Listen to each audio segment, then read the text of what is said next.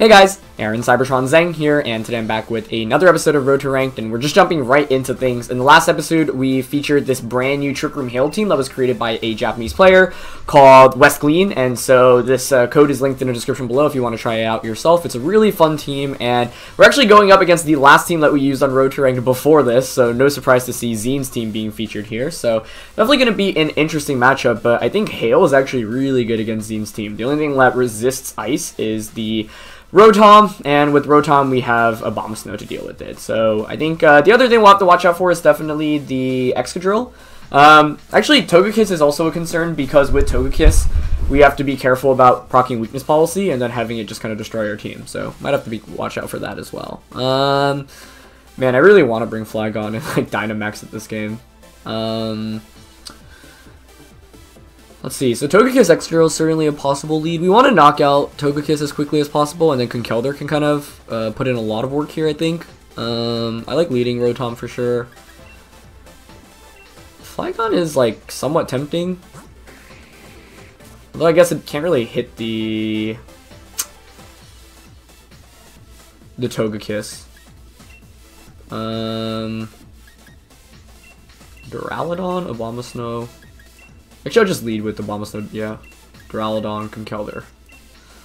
I like Conkeldurr a lot in this matchup. I think, like, Jellicent is... I guess it's not bad to set up Trick Room here. I'm still learning on how to really best play with this team, but I've been enjoying the games a lot, so yeah, let's just jump into it. As always, if you guys enjoyed, please share your support by leaving a like in the video, and go please check out the creator of this team. It's a really, really innovative and fun team, so yeah. Looks like it is going to be Excadrill next to Snorlax. Okay, so it's not terrible here, especially if my opponent doesn't know the sets. You have to worry about, obviously, like Will-O-Wisp on the Rotom. I do have Trick as well, which actually could be kind of interesting here. I don't know, I'm not sure I want to trick a Scarf onto the Excadrill, but tricking something onto the Snorlax actually could be quite nice here. Although I do have to worry about just like Dynamax coming out from Excadrill. And maybe something like a Max Quake. But I think tricking Snorlax here is actually really good because it makes Snorlax pretty useless in this game. So I'm actually going to just trick and Blizzard. What I expect is Dynamax Excadrill to target down my Rotom. So it looks like that's happening. But if Snorlax decides to go for a quick like Curse, then it's going to be locked into that, so that's forced to switch out. We'll get a free switch into our Conkeldurr. And while Excadrill is a threat, as you guys remember from this Excadrill, it's not very offensive. It only has 4 attack EVs. The problem here is that I couldn't just like Volt Switch out, for example. Maybe Jellicent would have been an okay bring here, specifically for Excadrill. But yeah, we're going to trick here. And if for some reason Excadrill doesn't target Rotom, that would be nice, but I'm sure it does. So now Snorlax has the berry. There's Max Quake, yep. So presumably targeting Rotom. Yep. So I'll get KO'd. But this means a free switching into Conkeldurr for us. We'll get a free Blizzard off here as well. Obviously, special defense boost isn't ideal, but like I said, this Excadrill is not exactly the most offensive, so it shouldn't be able to do too much damage to Conkeldurr. So we'll get a Blizzard off first. These Pokemon are really bulky. And yeah, Snorlax goes for Curse. So that's forced to switch out this next turn, so that's good. Okay. So we want to knock out the Excadrill because once Excadrill is out of the way, Duraludon really has a field day against my opponent's team. So presumably my opponent will probably just Steel Spike next turn into Abomasnow, so we can just protect that. But of course we do have the Sash. So let's see what could switch in. I am worried about Togekiss switching into a Blizzard and then getting weakness policy activated. That could be a concern. Dynamax and Max Knuckling is compelling.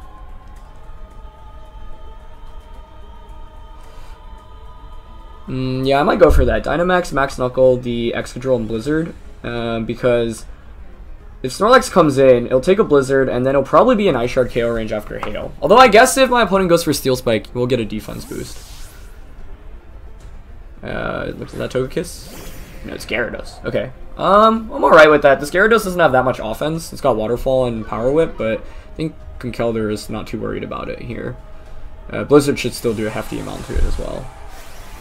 The problem is that now we can't heal back up with Conkeldurr, like, because we don't have Drain Punch for the next couple of turns, so that's obviously not super ideal. But once again, I think if we knock out this Excadrill, I think Duraludon can sweep through the rest of the team. And especially because Snorlax now is effectively useless because it can't curse. Alright, let's see. Yep, so there's Steel Spike. Could have protected Abomasnow there, honestly, but not sure I like that play too much because it gets damage through anyway, and I think getting a free Blizzard off in this position when we know Snorlax is doing nothing is pretty good for us. So the problem right now is that this Conkeldurr, or sorry, this Excadrill is really beefy, which is obviously one of the reasons why it's so good. So yeah, we're not really doing much damage to it. But we are going to get a Max Knuckle off this turn. Let's see how much this does against +1 defense. Not bad, honestly. Honestly, not too bad, yeah. Let's see. The last turn of Dynamax is this upcoming turn for Excadrill, which is good. Maybe I didn't want to Dynamax in, so I could have Mach Punch, and maybe I should have Dynamaxed the Duraludon in this game the more I think about it. But I can just go for, oops, not target Gyarados. I think another Max Knuckle, and we'll just go for an Ice Shard for chip damage, and hopefully that'll KO after Hail. Let's see. Actually, I'm not sure it will. We'll be close. Actually, yeah, if my opponent's Steel Spiking, then it won't. Into Conkeldurr, that makes sense, yep. The problem here is that now I have to bring out Duraludon, and I won't knock out Excadrill. She's gonna Waterfall. Yeah, Abomasnow. So we could have protected Abomasnow there, but I'm not sure we actually want to do that. So I'll get another Max Knuckle off, and I'll have one more turn of Dynamax. Oh, it's so close. Man, if we got the KO, I think that was probably just game. Now, the thing is, Excadrill can go for an EQ or a high horsepower into Duraludon, and I don't have Protect on Duraludon. So if I did, it would be a pretty clear-cut play here. But Duraludon should be faster than the Gyarados, right? So I think we can just go on the offense here and launch a Thunderbolt into that slot and go for a third Max Knuckle here. Just wondering if there's any merit to the other attacks, but no, I think Max Knuckle is what we want to do. So let's Max Knuckle and Thunderbolt. And then it comes down to what my opponent's last one is, because the Snorlax is effectively useless. We should survive in EQ or high horsepower, especially because this Excadrill has no attack investment. I'm not sure which one is better. I guess high horsepower missing would be the best case scenario. But yeah, maybe it was not worth to Dynamax Conkeldurr so early. I just didn't want it. I wanted to take less damage. And okay, so I'm gonna opt for Earthquake. Let's see how much this does to Duraludon. That's a lot. We are faster, so we'll get the KO, but the problem is now there's Life Orb and Hail damage. Yeah. We'll take another proc of Hail, though. It really comes down to the last one, because we'll win easily versus Snorlax now, as this is +3 Conkeldurr. So we'll one-shot Snorlax, so the question is, can my opponent's last Pokemon effectively deal with this Conkeldurr? Yeah. This might be a big swing. Because Snorlax, like I said, once again, we can just literally Drain Punch that slot and we'll get KO'd. Yeah, so we get one more attack off here with Conkeldurr. Dynamax does end those, so it comes down to, does my opponent's last Pokemon, can it handle Conkeldurr? If it's... Okay, so Snorlax comes out. What is the last one? Is that Togekiss? It is. This is max speed Duraludon. I'm just double checking the Togekiss's speed. It's funny because I used that team, but I still don't remember. It is 80, so Duraludon here should outspeed. Because it's 85, right? So, I mean, we can't just Steel Beam. And I don't think Facade is knocking out Snorlax. So, I'm thinking doubling up with Mach Punch and Steel Beam just to guarantee the KO. I don't think Snorlax KO. Although now Snorlax has a Scarf, so I'm worried that a 2 Facades will just KO us. So the other play is just to Drain Punch Snorlax and Steel Beam the Togekiss. This is Life Orb Steel Beam against non-Babiri Berry, so I think that should KO. Okay, so Steel Beam hits. Doesn't get the knockout. This is crazy. Woof! Let's go! Life Orb Duraludon, man. Coming in clutch. Nice. So now even if Snorlax is faster with the Scarf, a single Facade shouldn't KO us unless it crits.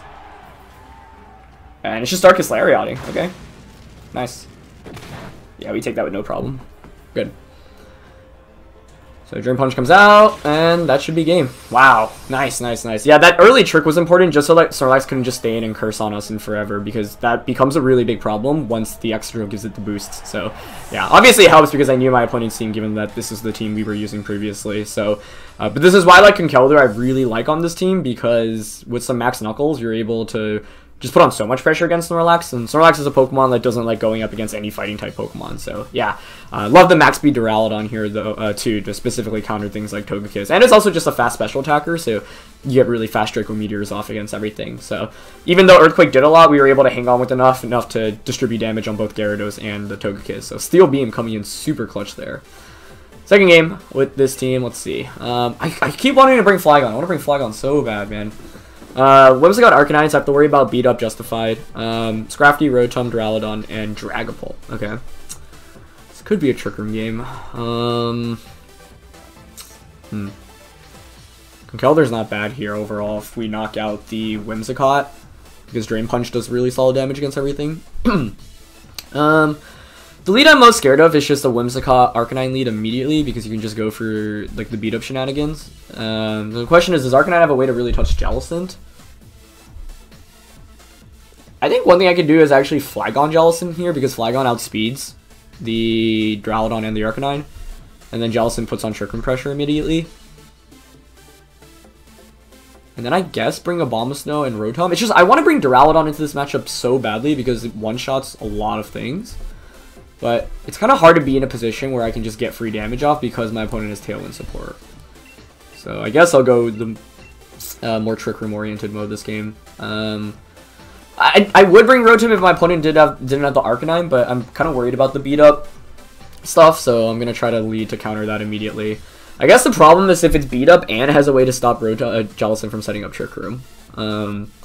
But yeah, Flygon is actually a really solid Pokemon on this team composition. And you get to make some cool plays too, right? Because it's Specs, like, you can decide to not Specs intentionally turn 1 and just try to get some damage off, or do more damage, or you can choose to Dynamax and maybe survive an attack and then get like a special defense boost with Max Quake. So let's see what comes out from my opponent's end. We'd like to set up Trick Room. Looks like it is going to be Whimsicott and Dragapult. Okay. Dragapult is a problem.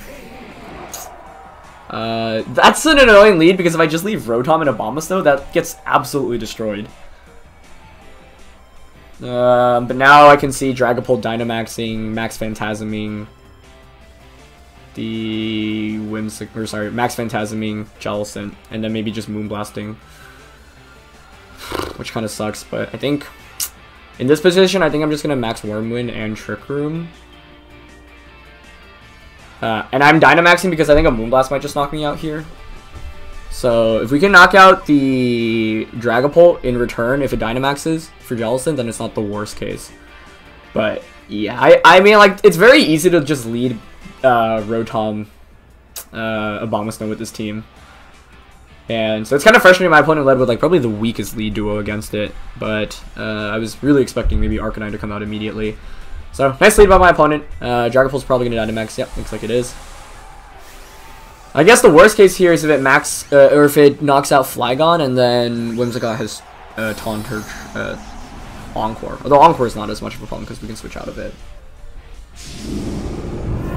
So, let's see whether it has an answer to Jellicent here or not. Maybe I mean, if I lead Abomasnow and Rotom and my opponent does lead Whimsicott Arcanine, like, you can just Tailwind, Dynamax, Max Flare. And I have no answer against that. I felt like that was a lead I had to counter really hard. Okay, so Flygon's Dynamax. Let's see what comes out from the Dragapult. I'm assuming it's going to target the Jellicent here. But let's see. Alright, it is just Moonblast, so that's a good start. That was a fast Moonblast too. That moved before Dragapult. Interesting. And it is Max Phantasm. Okay, I don't think we survived that, right? No. If we survived that, honestly, the game probably would have just been over in our favor. But unfortunately, we do not. So Dragapult's slower than Whimsicott, which is interesting. Did not expect that. But here's Max Wormwind coming out. Let's see if this gets the knockout. Wow, it doesn't even really come close. Flygon is a little weak without the specs, unfortunately. Oh, it's weakness policy, so it's probably bulky weakness policy. Oh, that's gross. That is really gross. I guess that's why my opponent let this, because you can just Dynamax and take Blizzard from Rotom and activate your weakness policy, which makes sense. I think I'm just done for here, unless we survive a I guess we do probably survive a Moonblast, right? So my opponent would have to double up into that slot.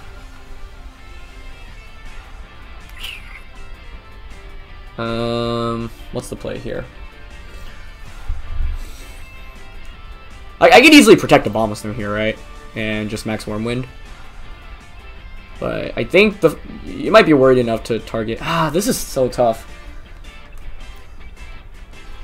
Because you could double up onto Abomasnow as well, because obviously Blizzard will probably just knock out both of your Pokemon right here. So I have to make the call on whether to protect Abomasnow this turn or not. Dragapult also could protect here, that's the other scary thing. But I think I'm still going to Wormwind into it. Now the question is, do I Blizzard or protect? I need to call this correctly to win this game. I'm leaning towards protecting. But if I call this incorrectly, then I just lose. So we'll see. He did go for the max guard play. Nice play. Okay. Yeah, that was the other option, and for me to counter that, I had to Blizzard the... Okay, Moonblast did go into protect, though. Yeah, but that was definitely the most consistent option on my opponent's end. Nicely done.